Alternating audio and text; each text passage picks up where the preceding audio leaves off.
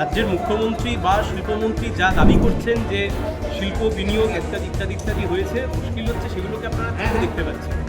ভারতবর্ষের ক্ষেত্রে যেমন আমরা হিন্দুত্ববাদী মৌলবাদ কথাটা উচ্চারণ করছি, ঠিক তেমনভাবেই বাংলাদেশে এই মুহূর্তে ইসলামিক মৌলবাদ আরএসএস এর দুটো রাজনৈতিক দল আছে, একটা হচ্ছে তৃণমূল আর একটা হচ্ছে বিজেপি।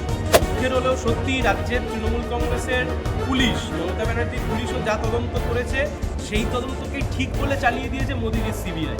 এখন মুখ্যমন্ত্রী প্রশংসা করুক আর যাই করুক, কিন্তু বাস্তব হচ্ছে শিল্প আসছে কিন্তু। মুখ্যমন্ত্রী গান গাইছেন, নাচছেন, মুখ্যমন্ত্রী খাবার খাওয়াচ্ছেন, বড় বড় হোটেলে থাকছেন, আমার আপনার কোটি কোটি টাকা খরচ হচ্ছে। এই কট্টরপন্থীরা যারা এই মুহূর্তে দেশ চালাতে চাইছে, ভারতবর্ষের ক্ষেত্রেও তাই, কিন্তু বাংলাদেশের ক্ষেত্রে একদম অসভ্য বর্বর, যারা ইতিহাস ভুলিয়ে দিতে চায়।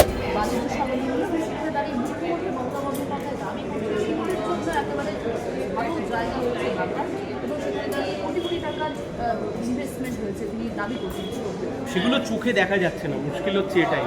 রাজ্যের মুখ্যমন্ত্রী বা শিল্পমন্ত্রী যা দাবি করছেন যে শিল্প বিনিয়োগ ইত্যাদি ইত্যাদি ইত্যাদি হয়েছে, মুশকিল হচ্ছে সেগুলোকে আপনারা চোখে দেখতে পাচ্ছেন না। আসলে গোটাটাই হচ্ছে মিথ্যাচার, গোটাটাই হচ্ছে ভুল তথ্য পরিবেশন করে মানুষকে ভুল পথে পরিবেশন করার চেষ্টা করা হচ্ছে। বাস্তব হচ্ছে এটাই, পশ্চিমবাংলায় তুলাবাজি কাটমানি শিল্প ছাড়া দ্বিতীয় আর কোনো শিল্প নেই।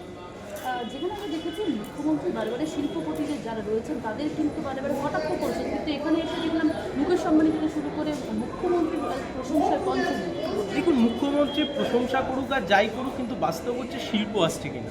মুখ্যমন্ত্রী গান গাইছেন, নাচছেন, মুখ্যমন্ত্রী খাবার খাওয়াচ্ছেন, বড় বড় হোটেলে থাকছেন, আমার আপনার কোটি কোটি টাকা খরচ হচ্ছে, কিন্তু বাস্তব হচ্ছে শিল্পটা কোথায় আসছে, শিল্প কোথায়? আপনি শিল্প খুঁজে পাবেন? আপনি শিল্প খুঁজে পাবেন না। তাহলে কথা হচ্ছে রাজ্যের ছেলেমেয়েরা, রাজ্যের কম বয়সী ছেলেমেয়েরা, শিক্ষিত যারা পড়াশোনা শিখলো, বাবা মারা যাদেরকে পড়াশোনা শেখানো, তারা কোথায় যাবে? তাদের কাছে এখন উপায় নেই, যার ফলে জোম্যাটো, যার ফলে আজকে ওলা, যার ফলে আজকে উবের, যার ফলে আজকে র্যাপিডো, যার ফলে আজকে ডেলিভারি বয় বা বিভিন্ন দিকে আপনি দেখুন আমাদের বয়সী ছেলেমেয়েরা আজকে তাদেরকে করতে হচ্ছে সেই কাজ, তার কারণ বাংলার বুকে চাকরি খুঁজে পাবে না। দাদা, আরজি করার যে মামলা, সেই মামলার আজকে আমরা দেখলাম যে সিবিআই একদিকে, অন্যদিকে রাজ্যের তরফ থেকে খুশির দাবি করা হতো, রাজ্যের আবেদন কার্যক্রমাদি যেতে দেওয়া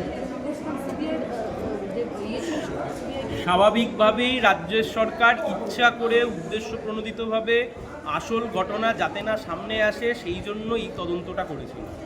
দুঃখের হলেও সত্যি রাজ্যের তৃণমূল কংগ্রেসের পুলিশ, মমতা ব্যানার্জির পুলিশও যা তদন্ত করেছে সেই তদন্তকে ঠিক বলে চালিয়ে দিয়েছে মোদিজির সিবিআই। এখন মুখ বাঁচানোর জন্য হাইকোর্টে এসছে, স্বাভাবিকভাবেই হাইকোর্টে এসে মামলা হেরেছে, তো স্বাভাবিক বিষয়। তৃণমূল সাংসদের কথাতে একটা তোলপাড় ইতিমধ্যে তৈরি হয়েছে, আমিষ নিষিদ্ধ করা হোক বলে দাবি করছেন শত্রুঘ্ন। আমরা অনেক দিন ধরে বলেছি আরএসএস এর দুটো রাজনৈতিক দল আছে, একটা হচ্ছে তৃণমূল আর একটা হচ্ছে বিজেপি। আমিষ গোটা দেশে নিষিদ্ধ করতে হবে, এতদিন ধরে বিজেপির নেতারা বলতো পশ্চিমবাংলায় মাছ খাওয়া যাবে না, এই খাওয়া যাবে না, সেই খাওয়া যাবে না, কৈলাস বিজয়বর্গীরা এসে বলতেন। আজকে শত্রুঘ্ন সিনহাও বলছেন, তার কারণ কি? আরএসএস এর কথা।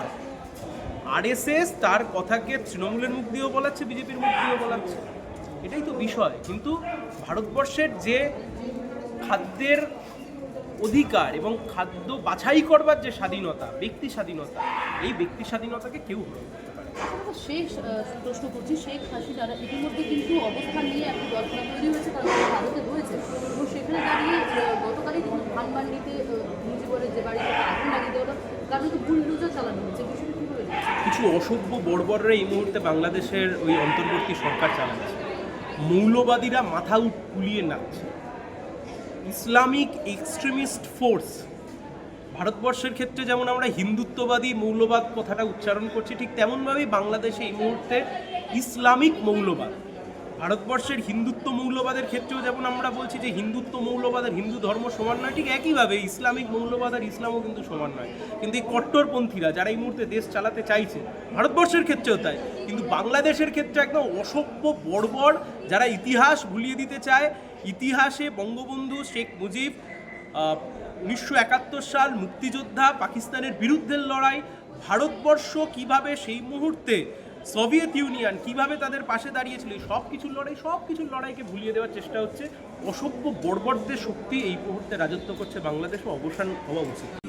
বাংলা হাটের আরো খবর দেখতে নজর রাখুন। বাংলা খবর মানেই বাংলা হাট।